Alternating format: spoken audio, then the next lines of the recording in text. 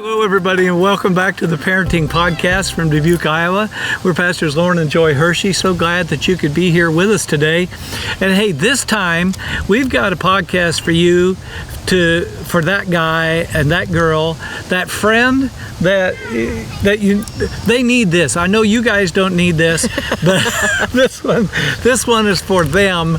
And so this is one, hey, you guys need to listen to this. What I want to bring up to you today is really, it's a goal to shoot for.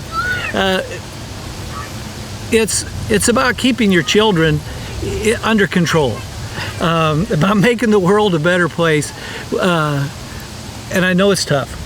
It's a journey. It's a journey. For sure. I mean, we've had kids. That moment when, we say it that way, that moment when the kids in the booth next to you in the restaurant or at the table next to you have a meltdown and their parents don't take them home, or they make the whole restaurant their nursery, and you're trying to have a decent conversation, or let's just put it this way, that I want to share something with you today that will be a mark for you to shoot for if you really want to go forward and be promoted by the Lord into those positions of leadership and advancement that you desire. Mm-hmm. And that's this. In 1 Timothy 3, verse 4, it talks about the fact that if you're going to be a leader in the church, be used of God, and really be someone the Lord puts up in front of other people and leads others with, a leader in the house of God, then you need to be one who has their children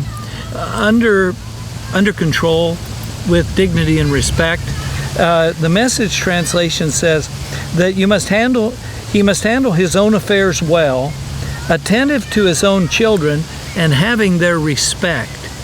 And I bring this up because of that guy, that girl, not you, but that other person who, in our culture today, we look around and we just see kids out of control, whether it's in the grocery store or the checkout lane, and just wonder if the parents don't realize that they're in charge and that the children are supposed to be learning to respect their parents and be obedient.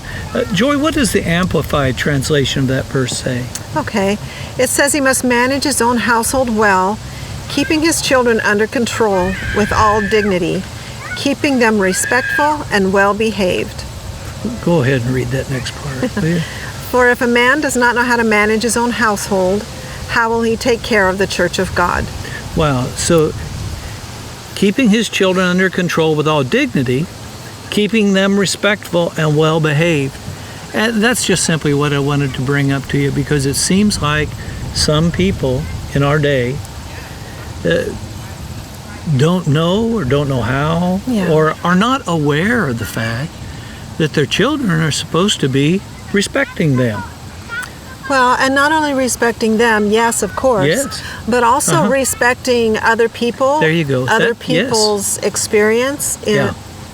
For instance, in a public place, they need to be respectful of the other people that are in that space, so that they aren't just tearing around here and there and chasing and running into people when there's a group of people around. And so it's not okay to just let your kids run wild, in a public place where there's other people.